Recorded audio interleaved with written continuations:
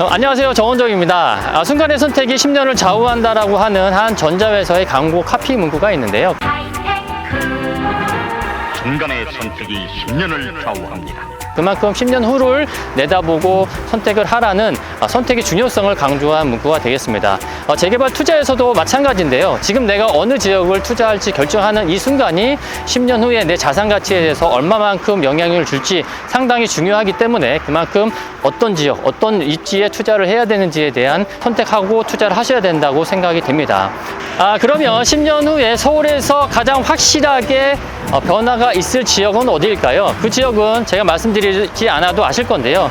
바로 용산입니다. 용산은 국제업무지구와 민족공원이라는 거대한 두 축의 개발 호재가 있고요. 10년 후 2034년이 됐을 때 국제업무지구에는 100층짜리 건물이 들어와 있을 것으로 예상이 됩니다. 그러면 100층짜리 건물이 들어온 이 국제업무지구 주변의 부동산 상황은 어떻게 됐을까 생각을 해보시면요. 지금 투자했었던 그 금액의 몇 배 이상의 자산 가치 상승이 큰 영향을 주기 때문에 상당히 신중하게 선택하고 투자를 하셔야 된다고 생각이 됩니다. 10년 후에 서울에서 가장 확실하게 변화가 있을 지역은 당연히 용산일 거고요. 그 용산에서도 원효로 일대가 가장 큰 변화가 있을 거라고 생각이 되죠. 원효로는 국제업무지구가 들어왔을 때 국제업무지구의 주출입 통로가 되는 도로가 돼야 되기 때문에 현재 원효로가 원효대로가 돼야 됩니다. 원효대로가 되기 위해서는 40m 이상 되는 도로로 확장이 돼야 되는데요. 그만큼 국제업무지구의 파급 효과가 크기 때문에 도로도 확장이 되어야 되고 여의도와 연결되는 원효대교도 지금보다는 하나 더 다리를 놔서 확장을 할 수밖에 없는 그런 상황이 될 거고요. 그런 상황들이 아마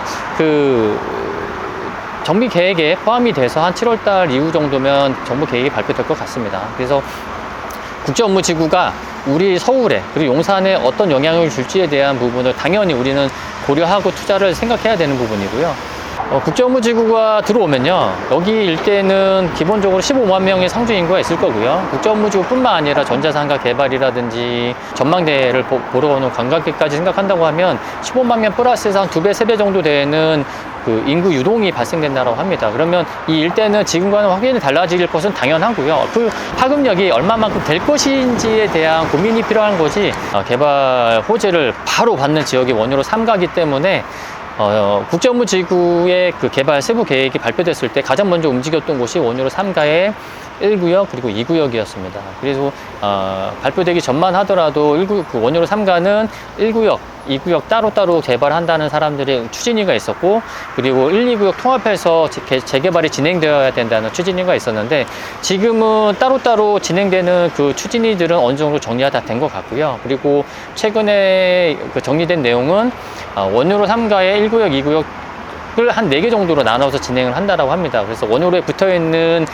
구역들은 역세권 활성화로 재개발이 진행되고, 그 상단에 위치한 곳들은 신속통합으로 해서 진행되되, 같이 4개 구역을 같이 묶어서 하나의 미니 신도시처럼 개발을 하자라고 추진하시는 분들께서 어느 정도 의견을 모으신 것 같아요. 그래서 하단부는 역세권 활성화로 가기로 되어 있고, 그다음에 상단부는 신속통합으로 진행한다 라고 보시면 될 것 같습니다. 그리고 계속 나오는 것들이, 여기에 진행하시는 분들은 국제업무지구로 됐을 때 원효로 3가가 가지고 있는 그 중요성에 대해서 굉장히 알고 있는 거고, 많은 투자자분들도 원효로 3가의 중요성에 대해서 모르시는 분들은 없잖아요. 근데 다만 이제 그만큼 투자 금액이 4억 이상 정도 되는 투자 금액이 필요하기 때문에 내가 지금 가지고 있는 투자 금액으로는 투자하기 어렵다라고 생각하셔서 투자를 고려하지 못하시는 경우가 상당히 많은데, 우선은 그거 생각하면 좋을 것 같아요.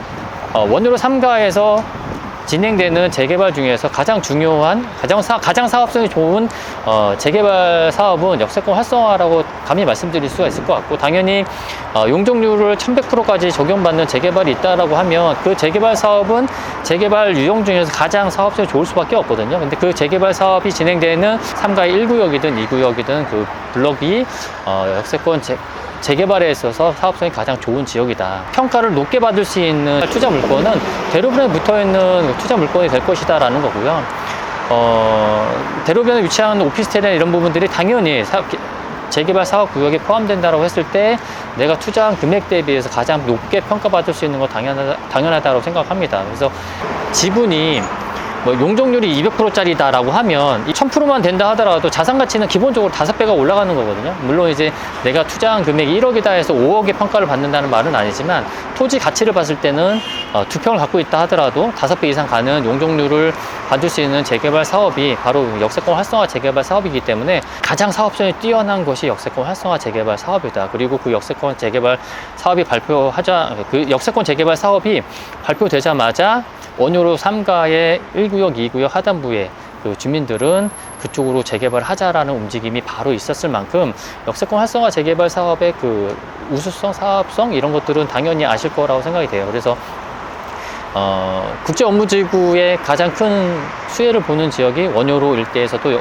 원효로 3가인데 그 중에서도 역세권 활성화 재개발 사업이 진행되는 블록으로 투자를 하셔야 내가 가장 적은 투자 금액을 투자하더라도 10년 후에 가장 큰 수익을 볼 수 있다라고 보시면 될 것 같고 국제업무지구 주769가 위치한 곳이 원효로 3가 1구역, 2구역이잖아요. 거기에 붙어 있는 사거리 코너에 어떤 큰 건물들이 들어왔을 때 거기에 내가 입주권을 가질 수 있다는 그 자체가 지금 아니면 투자를 못 하거든요. 그리고 일반적인 재개발 투자 보통 3억 정도 했을 때 다른 지역들도 3, 4억 정도 하는데요.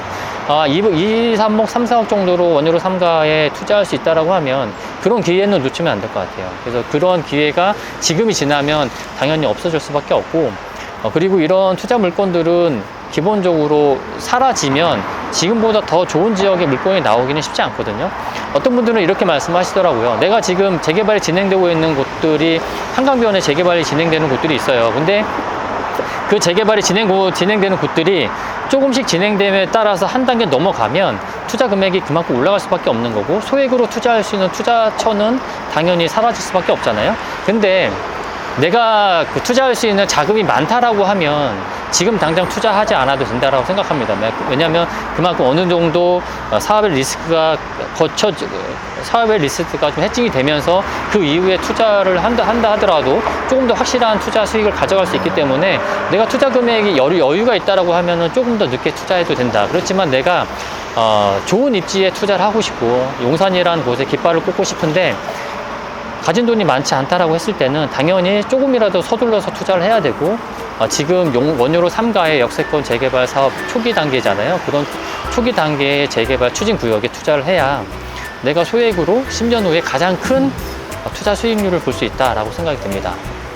제가 최근에 봤던 기사 중에서 이런 기사가 있었는데요.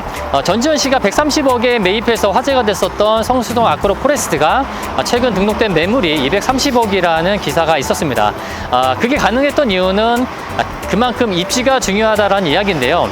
재개발 투자에서도 입지의 중요성을 여러 번 강조한다 하더라도 과하지 않을 것이라고 생각합니다.